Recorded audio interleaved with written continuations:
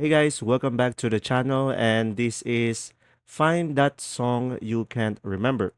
So guys, I have this application over here that are available on the Google Play Store. So make sure to download this application and it will be available. Now, right away, you should be able to use the application over here.